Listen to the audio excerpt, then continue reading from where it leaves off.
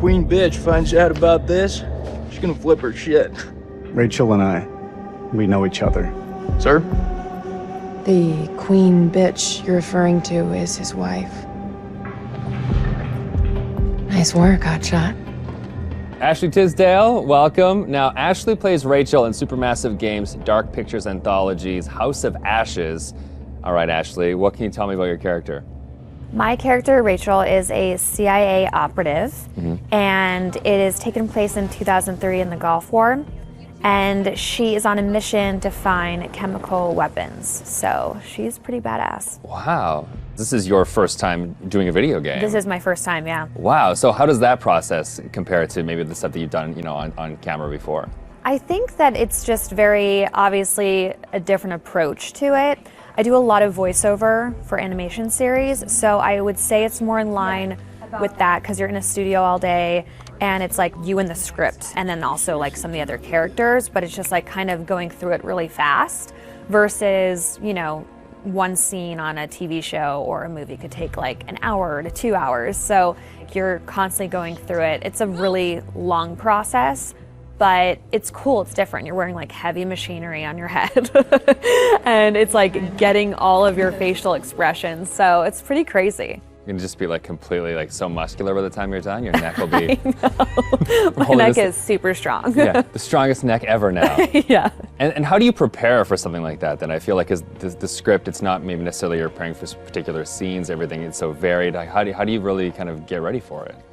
I pretty much, obviously read the script beforehand, but I don't spend a lot of time on it like I would another script, like either with a movie or a TV, because it's the same thing of how I approach animations, is that I know when I'm here, I'm gonna be with the director and they're gonna have me do it like multiple different ways because there is multiple different directions the character can go. So if I were to fully prepare, I would maybe like put myself in this like, well, it's got to be this way, and I want to feel free to like be able to have them say, do it more sympathetic and do it more angry. And so I kind of don't fully prepare. I just know who the character is, and as long as I know the intention of what I'm saying, then I'm good. What is it? The guy who served me, I don't know. He was looking at me pretty strange. Probably doesn't get to see a woman like you around these parts very often. Especially one that's showered. But with any series or film, there's just that one linear path for your character. Yeah. And with this, you have the option of There's living out many the different multiple. Yeah, how do you kind of keep it all straight or keep a continuity with your character through all that? Honestly, I don't even remember half of it. I think it's just obviously relying on the director, and the guys at Supermassive, they're just really great at knowing where we are in the storyline. And so it's just heavily trusting them. And then, just kind of knowing, that it's just gonna go. I can't, there's just so many different areas that it can go. And I could die in one of the things, and I could become a vampire. I can like live. It's just like, it's so crazy how opposite.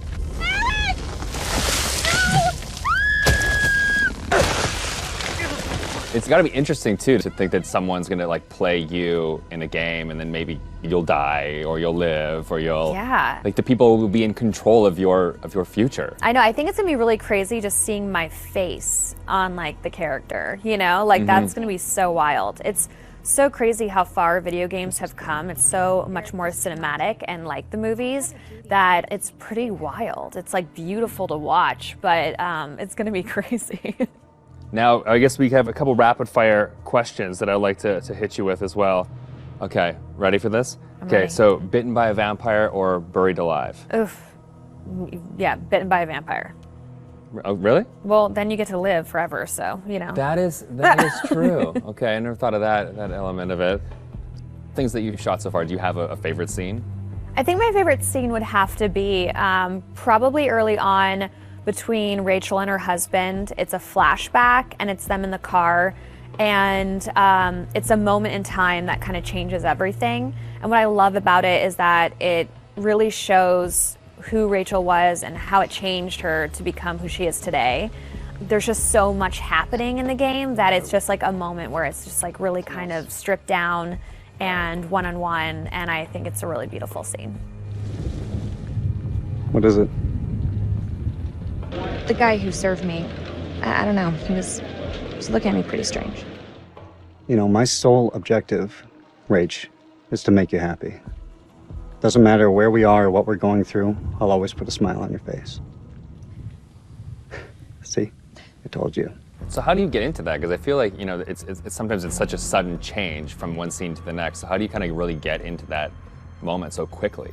I think how we've done it is that we would start off with the earlier stuff. Okay. So it's kind of like you're building to the bigger pieces. And yeah, usually the end of the day, we'll have like the biggest stuff, whether that's us like screaming and fighting, because it obviously drains us and our vocals. So, you know, they know to kind of like have us do the whole like action stuff at the very end of the day. They're breaking through the perimeter. You got any bright ideas? Now's the time.